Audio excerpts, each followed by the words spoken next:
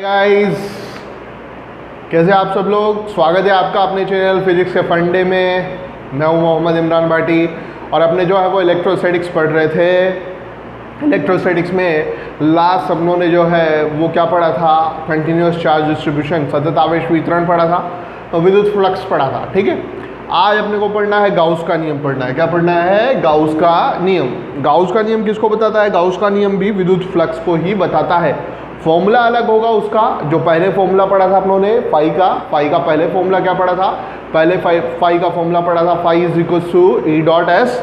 अभी फ्लक्स का फॉर्मूला अलग होगा। क्या फॉर्मूला होगा देखते हैं इसी बात को। ठीक है, अपने पास में यहाँ पर जो है वो एक पृष्ठ है ना। इस पृष्ठ में अंदर आवेश उपस्थित है +2 कूलाम, -3 कूलाम, +4 कूलाम। ठीक है, ओके। अब इस पृष्ठ से गुजरने वाले विद्युत फ्लक्स को बताना है, तो गाउस के नियम के अकॉर्डिंग इस पृष्ठ से गुजरने वाला विद्युत फ्लक्स नेट विद्युत फ्लक्स, ज़्यादा अच्छे से अगर बोले तो क्या बोले, नेट विद्युत फ्लक्स इस पृष्ठ में उपस्थित आवेशों के बीजगणितीय योग तथा निर्वात की विद्युतशीलता का क्या होता है? अनुपात होता है। तो आवेशों का बीजगणितीय योग, तो बीजगणितीय योग कर दो। आवेश कितना है? +2 है, 2 -3 है और प्लस का क्या है? 4 है। और निर्वात की विद्युतशीलता क्या होती है? 8.85 × 10⁻⁻12। जो भी अपने पास में आएगा वो इस पृष्ठ से संबंधित विद्युत फ्लक्स से आएगा। तो स्टेटमेंट क्या होगा? बहुत इंपॉर्टेंट है, बोर्ड में बार बार पूछा जाता है। क्या है? किसी बंद पृष्ठ से संबंधित, पृष्ठ कैसा होना चाहिए? बंद, क्लोज सरफेस होना चाहिए, ओपन सरफेस नहीं होना चाहिए। किसी बंद पृष्ठ से संबंधित विद्युत फ्लक्स, कुल विद्युत फ्लक्स उस पृष्ठ के अंदर उपस्थित आवेशों के बीजगणितीय योग तथा निर्वात की विद्युतशीलता का क्या होता है? अनुपात होता है। फर्स्ट पॉइंट हो गया। सेकंड पॉइंट क्या होगा? सेकंड पॉइंट होगा कि बाहर उपस्थित आवेशों को बीजगणितीय योग में समाहित नहीं करते, मतलब ये पार्टिसिपेट नहीं करेंगे। केवल जो अंदर उपस्थित आवेश है उनको ही आवेशों के बीजगणितीय योग में रखा जाएगा। बाहर उपस्थित आवेशों को बीजगणितीय योग में नहीं रखा जाएगा। बाहर उपस्थित आवेशों का कोई काम नहीं होगा।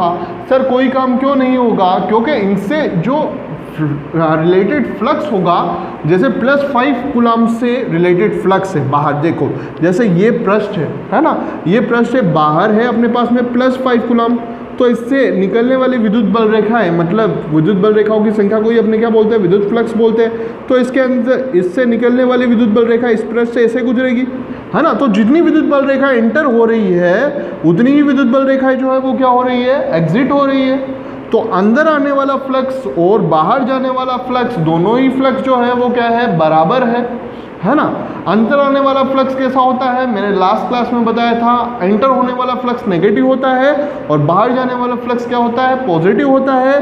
तो जितना पॉजिटिव फ्लक्स होगा उतना ही नेगेटिव फ्लक्स होगा। तो इस बाहर वाले आवेश की वजह से पृष्ठ से संबंधित विद्युत फ्लक्स कितना होगा? 0 होगा। पृष्ठ से संबंधित विद्युत फ्लक्स से कुछ भी नहीं होगा। तो सेकंड पॉइंट जो है वो गाउस लॉ का यही होगा। क्या होगा गाउस लॉ का सेकंड नियम जो है वो यही होगा कि बंद पृष्ठ से बाहर उपस्थित जो आवेश है वो गाउस के नियम में बीजगणितीय योग जो है आवेशों का, उसमें जो है वो कोई पार्टिसिपेट नहीं करेंगे, समाहित नहीं होंगे। आवेशों के बीजगणितीय योग में केवल जो आवेश है बंद पृष्ठ के अंदर वही जो है वो यूज में आएंगे। थर्ड क्या है? थर्ड है कि गाउस का नियम केवल बंद पृष्ठों के लिए लागू होता है। पृष्ठ जो है वो क्लोज होनी चाहिए। क्लोज जो है, जैसे बंद गोला है ना, बंद जो है वो बेलन है, ऐसी सरफेस जो है वो क्या होती है? क्लोज होती है। ठीक है। फोर्थ पॉइंट जो है वो ये है कि गाउस का नियम गतिशील आवेश और स्थिर आवेश दोनों के लिए जो है वो सत्य है। मतलब phi is equal to ∇Q/ε0 स्थिर आवेश के लिए भी लगा सकते हो, गतिशील आवेश के लिए भी लगा सकते हो। मतलब अगर ये +2 कूलाम, -3 कूलाम, +4 कूलाम को एक साथ में गति करवा दूं तो भी यह नियम लगेगा, पांचवी बात क्या है? पांचवी बात है कि पृष्ठ की आकृति और आकार से कोई फर्क नहीं पड़ता है कि पृष्ठ से संबंधित विद्युत फ्लक्स कितना है। अगर मैं इसको जो वृत्ताकार न बनाकर अगर इसको मैं वर्गाकार बना दूं या गोलाकार बना दूं तो कोई फर्क नहीं पड़ता, कितनी भी त्रिज्या का बनाऊं कोई फर्क नहीं पड़ता, क्योंकि फ्लक्स के फॉर्मूले में सिर्फ दो ही चीजें आ रही है, एक आवेश आ रहा है जो कि अंदर उपस्थित है, एक आ रहा है एप्सिलॉन नॉट जो कि निर्वात की विद्युतशीलता है। तो दूसरी चीज जो है वो विद्युतशीलता है। अगर माध्यम चारों तरफ उपस्थित है वो निर्वात है तो यहाँ पर विद्युतशीलता आएगी निर्वात की, अगर माध्यम कोई दूसरा है तो वहाँ पर विद्युतशीलता जो आएगी वो किसकी आएगी? उस माध्यम की आएगी, निर्वात की नहीं आएगी। ठीक है सर, अब जो है वो गाउस के नियम की इंपॉर्टेंस क्या है? आप क्यों बता रहे हो हमें गाउस का नियम, क्या यूज है?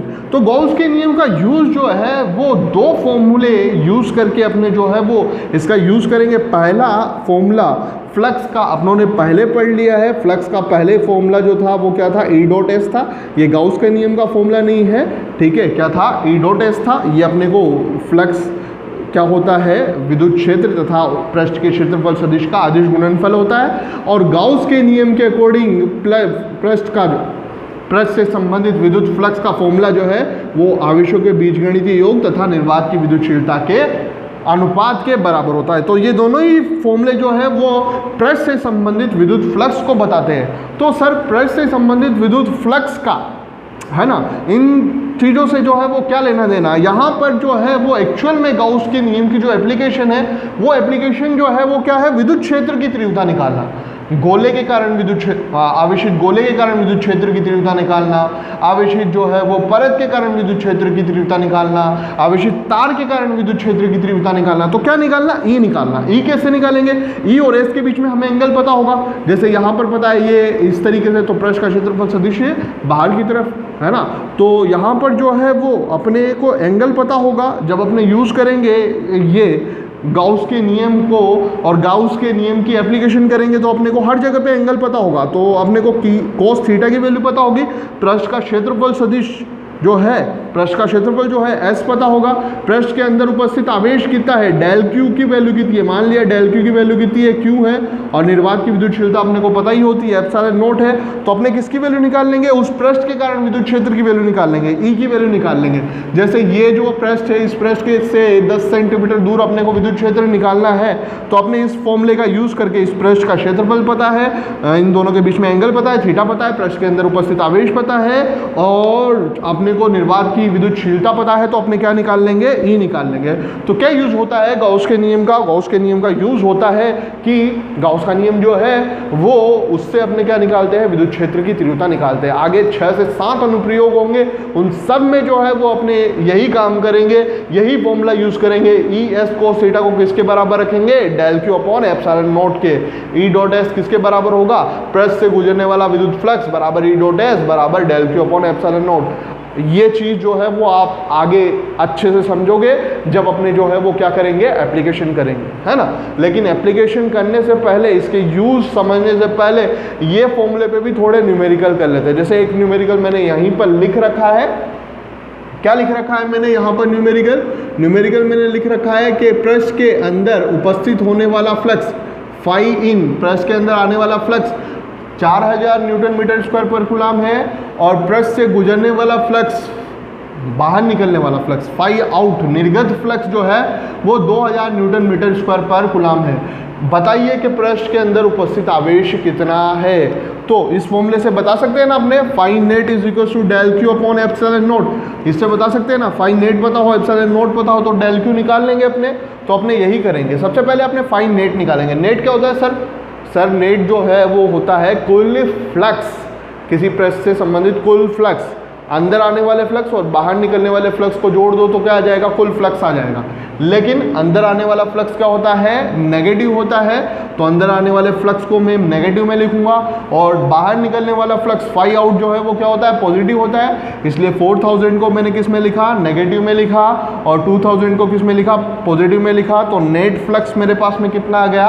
-2000 आ गया। नेट फ्लक्स कितना आ गया? -2000 आ गया। नेट फ्लक्स आ गया मेरे पास में -2000। अब आवेश निकालना है कि उस पृष्ठ में उपस्थित आवेश कितना है, तो phi net is equal to del Q upon epsilon naught का यूज कर लेंगे, डेल क्यू की वैल्यू निकाल लेंगे।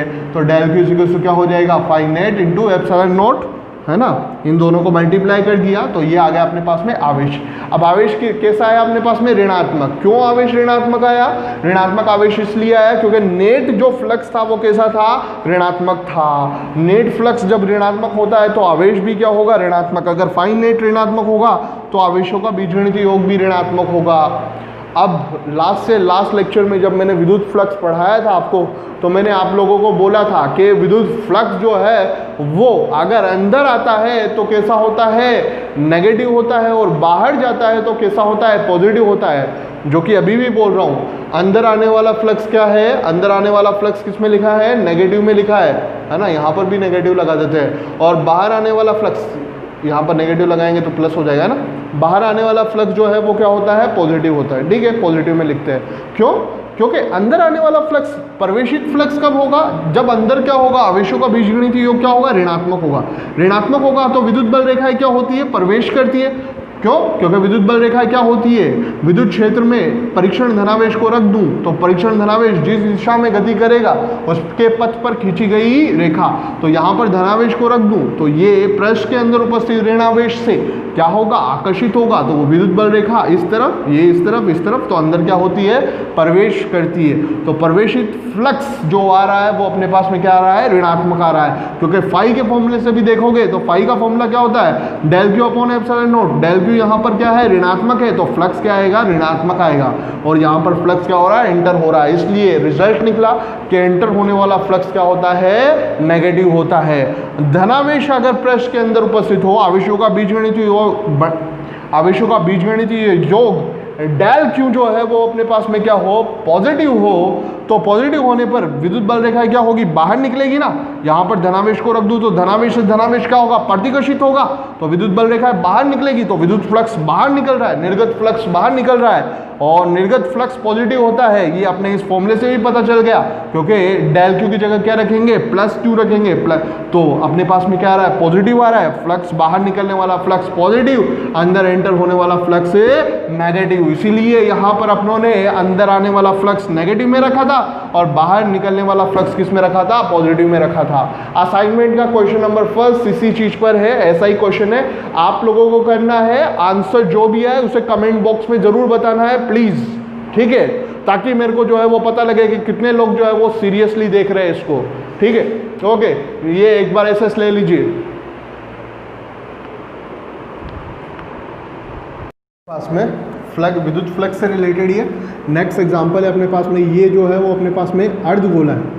क्या है, अर्धगोला है अपने पास में। इसके केंद्र पर जो है वो आवेश रखा हुआ है, इसके केंद्र पर आवेश रखा हुआ है। क्यों, आपने कोई इस अर्धगोले से पारित जो है वो विद्युत फ्लक्स बताना है। ठीक है, अब इस अर्धगोले से पारित विद्युत फ्लक्स कितना होगा, ये ऊपर से बंद है, कोई बोलेगा सर खुला पृष्ठ होना चाहिए ना, है ना। तो अपने को जो है वो विद्युत फ्लक्स निकालना है, तो टोटल विद्युत फ्लक्स तो कितना होता है अपने पास में, phi equal to del Q upon epsilon naught. तो टोटल विद्युत फ्लक्स तो इससे जो आवेश से गुजरेगा वो कितना गुजरेगा अपने पास में, क्यू अपॉन एप्सिलॉन नॉट। लेकिन इस अर्धगोले से क्यू अपॉन एप्सिलॉन नॉट नहीं गुजरेगा, क्योंकि इस फ्लक्स जो है वो चारों तरफ निकलता है ना, विद्युत बल रेखा क्या होती है, चारों तरफ निकलती है, तो आधा इसमें से गुजरेगा और आधा बाहर से गुजरेगा। अगर इसको जो है वो देखना है तो इस तरीके से एक और अर्धगोला जो है वो इसके ऊपर रख लो, है ना। तो टोटल कितना होगा, क्यू अपॉन एप्सिलॉन नॉट। लेकिन जो है वो एक अर्धगोले से सिर्फ कितना गुजरेगा, आधा गुजरेगा। तो एक अर्धगोले से नेट जो विद्युत फ्लक्स है अर्धगोले से, यहाँ पर लिख देता हूँ अर्धगोला, है ना, अर्धगोले से कितना गुजरेगा, Q upon epsilon not by 2, मतलब क्यू अपॉन 2 एप्सिलॉन नॉट, है ना। सर थोड़ा थोड़ा समझ में आया, थोड़ा समझ में आया तो और समझा देते हैं भाई, कोई टेंशन वाली बात नहीं है। ये अपने पास में एक घन है, ये अपने पास में क्या है, एक घन है ना। घन समझते हो ना तुम लोग, ठीक है, क्यूब, है ना, ये अपने पास में घन है। ठीक है, घन में बताओ, एक कुछ चीज़ों के बारे में बात कर लेते हैं। किन चीज़ों के बारे में बात कर लेते हैं भाई, हम बात कर लेते हैं, तुम्हारे घर परिवार के बारे में नहीं करनी, घन के बारे में करनी है। ठीक है, क्या है, घन जो है वो उसके कितने कोने होते हैं, 8 कोने होते हैं, गिन लेना। ठीक है, कितने कोने होते हैं, 8, 1 2 3 4 5 6 7 8। कितनी कोर होती है? घन की कोर होती है 12, गिन लेना। एक फलक पर जो है वो कितनी होती है अपने पास में, घन की टोटल कोर जो है वो गिन लेना 12 होती है। और घन के फलक कितने होते हैं? घन के फलक होते हैं 6। कोर का मतलब क्या होता है? भुजा। कोर का मतलब होता है भुजा। कोने मतलब ये जो पॉइंट्स है, इन पॉइंट्स को मैं क्या बोलता हूँ? कोने, शीर्ष, ठीक है। और फलक कौन से होते हैं? ये फलक, ये फलक, ये फलक, ये फलक, 6 फलक है ना। जैसे वैसे ये घनाभ तो नहीं है डस्टर, ये घन तो नहीं है, घनाभ है, मगर इसके फलक तो 6 ही होंगे। एक ये वाला, एक ये वाला 2, एक ये वाला 3, और एक ये वाला 4, एक ये वाला 5, और एक ये वाला 6, ठीक है। तो टोटल इसके कितने हैं? 6 फलक है। तो घन के भी कितने होते हैं? 6 फलक होते हैं, ओके। अब घन के मध्य में केंद्र पर अगर आवेश रख दूँ, केंद्र पर आवेश रख दूँ तो घन से गुजरने वाला कुल फ्लक्स कितना होगा? घन से गुजरने वाला फ्लक्स फाई घन जो होगा वो कितना होगा? फाई घन होगा अपने पास में Q/ε0, है ना। अगर ये फाई घन जो है वो 6 भुजाओं से गुजर रहा है, अगर मैं टोटल भुजाएं कि टोटल कोर कितनी बताई? 6 बताई? नहीं, 12 बताई थी, है ना। 12 भुजाओं से, 12 कोण से अगर जो फ्लक्स गुजर रहा है वो कितना है? Q/ε0 है। तो एक कोण से कितना गुजरेगा? एक भुजा से कितना गुजरेगा बताओ? एक कोण से अपना गुजरेगा Q/12ε0। इसी तरीके से टोटल फ्लक्स जो है वो कितना है? Q/ε0। कितने कोनों से गुजर रहा है? 8 कोनों से गुजर रहा है। 8 शीर्ष से कितना फ्लक्स गुजर रहा है? 8 शीर्ष से फ्लक्स कितना है? फ्लक्स है Q/ε0। तो एक शीर्ष से, एक कोने से कितना गुजरेगा? एक कोने या शीर्ष से कितना गुजरेगा? एक कोने या शीर्ष से गुजरेगा फाई कोना, कौन कोना? कोई कोना नहीं, इज इक्वल्स टू कितना?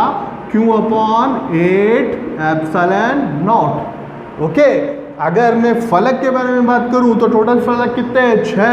6 फलक से कितना फ्लक्स गुजर रहा है? 6 फलक से, फलक्स जो है वो टोटल फलक सेम हो गया। Q/ε0 गुजर रहा है, तो एक फलक से कितना गुजरेगा? एक फलक से 5 फलक लिख दो, इसको क्या लिख दो? फलक, है ना। कितना गुजरेगा? Q/6ε0, है ना। मगर ये कब है? ये तब है जब आवेश कहाँ पर उपस्थित हो? आवेश उपस्थित हो कहाँ पर? केंद्र में, ठीक है। अब यहाँ पर जो है वो मैंने ये दूसरा क्वेश्चन जो दिया है उसमें कोर पर उपस्थित रखा है, ठीक है। अब जो है वो मैं कमेंट बॉक्स में देखना चाहूँगा कि किसके कितना समझ में आ रहा है। अगर किसी ने इसका आंसर बता दिया तो बहुत बढ़िया, और अगर कोई नहीं बता पाता है तो कोई दिक्कत नहीं, अपने नेक्स्ट लेक्चर में जो है वो इसको देखेंगे, ठीक है। कमेंट सेक्शन में जो है वो इन क्वेश्चंस के आंसर जो है वो ज़रूर दीजिएगा। Thank you, have a nice day. And जो न्यू व्यूअर्स है प्लीज़ सब्सक्राइब कीजिए। मैं ये हम पढ़ रहे थे फिजिक्स के फंडे। Thumbs up.